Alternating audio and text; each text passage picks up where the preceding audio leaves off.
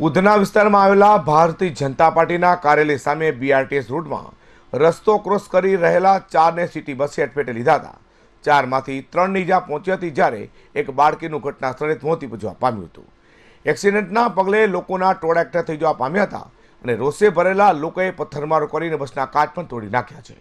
જે ઇજાગ્રસ્ત ત્રણેયને 108 એમ્બ્યુલન્સ મારફતે પ્રથમ સિવિલ અને ત્યારબાદ ખાનગી હોસ્પિટલમાં ખસેડવામાં આવ્યા હતા, જ્યાં દિનેશ પટેલ અને બાળકીને મૃત જાહેર કરવામાં આવ્યા છે।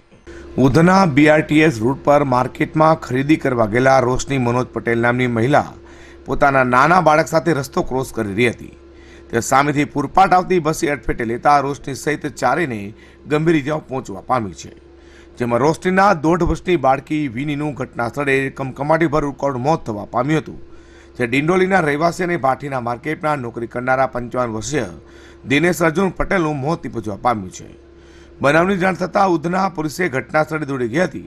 ઘટના સ્થળે દોડી ગયેલા રોશનીબેનના સંબંધીઓએ જ્યાં સુધી ડ્રાઈવરની ધરપકડ કરી પોલીસ ઘટના સ્થળે ન લાવે ત્યાં સુધી માસૂમ વિનીનો મૃતદેહ ત્યાંથી ઉચકવા દેવાનો ઇનકાર કરી દીધો હતો। સમાજના લોકો બીઆરટીએસ રૂટમાં મૃતદેહની પાસે જ બેસી જવા પામ્યા હતા। 4 કલાકની સમજાવટ બાદ આખરે પોલીસે ડ્રાઈવરની ધરપકડ કરી હોવાની જાણ કરી ન્યાયની ખાતરી આપતા આગેવાનોએ મૃતદેહ ઉચકવા દીધો હતો, જ્યારે અન્ય મહિલા પ્રીતિ પટેલ બસની અડફેટે ગંભીર રીતે ઇજાગ્રસ્ત થયા હતા। બાદમાં લોકોએ ભાજપ કાર્યાલય સામે નારેબાજી પણ કરી હતી। હાલ તો બનાવ અંગે ઉધના પોલીસે વધુ તપાસ હાથ ધરી છે। પ્રકાશ વાળા સાથે અઝર કુરેશી, વી ન્યૂઝ।